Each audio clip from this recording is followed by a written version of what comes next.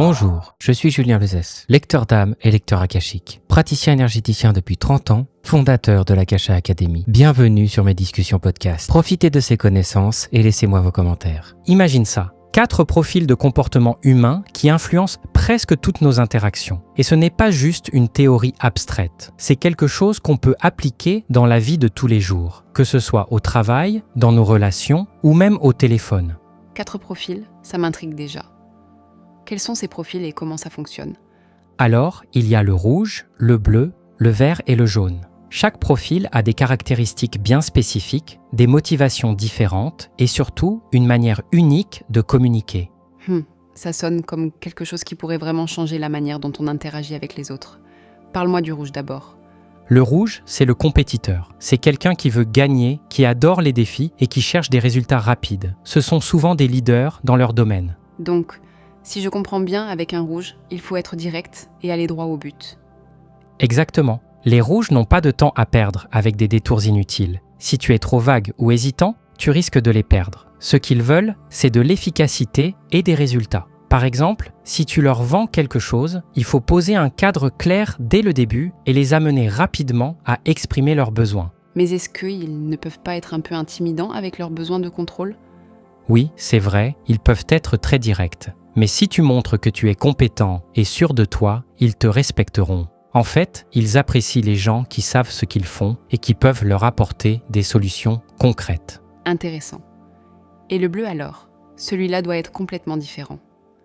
Complètement. Le bleu, c'est le profil analytique. Ce sont des gens qui aiment les faits, les chiffres et la précision. Ils sont très organisés et réfléchissent avant de prendre une décision. Ils vont analyser toutes les options, comparer les alternatives et parfois même demander des avis extérieurs. Donc avec un bleu, il faut être patient et lui donner toutes les informations nécessaires. C'est ça ? Oui, exactement. Si tu essayes de les presser ou de jouer sur l'urgence, ça ne marchera pas. Ce qu'ils veulent, c'est des données claires et des preuves concrètes. Par exemple, si tu leur présentes un produit, il faut leur montrer précisément comment il fonctionne et quels avantages ils peuvent en tirer. Et est-ce qu'ils sont ouverts à établir une relation plus personnelle ? Ou est-ce qu'ils préfèrent rester dans un cadre strictement professionnel ?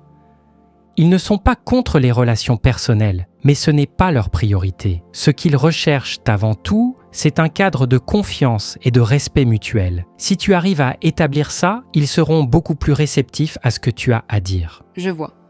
Et le vert alors ? Celui-là me semble encore plus différent.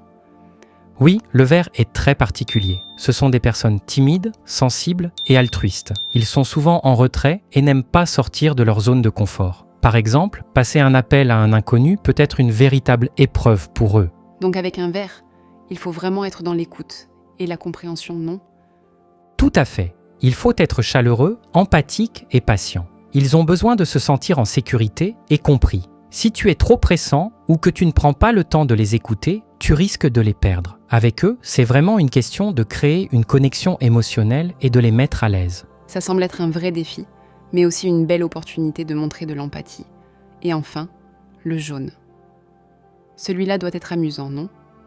Absolument. Le jaune, c'est le profil extraverti, créatif et dynamique. Ce sont des gens pleins d'énergie et ils aiment que les interactions soient légères et amusantes. Donc avec eux, il faut matcher leur énergie et leur enthousiasme, je suppose.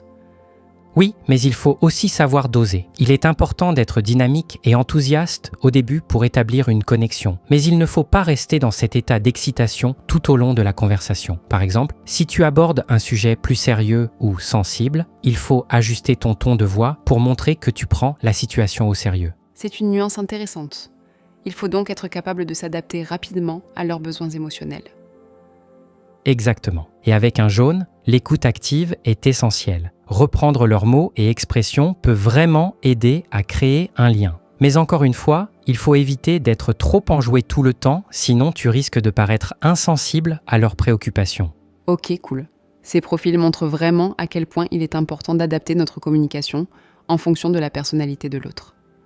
Absolument. Et ce qui est génial, c'est que ces principes ne s'appliquent pas seulement dans un contexte professionnel ou de vente, mais aussi dans nos relations personnelles. Comprendre les motivations et les besoins des autres peut vraiment transformer la qualité de nos interactions. Oui, je suis d'accord. Alors pour résumer, on a 4 profils.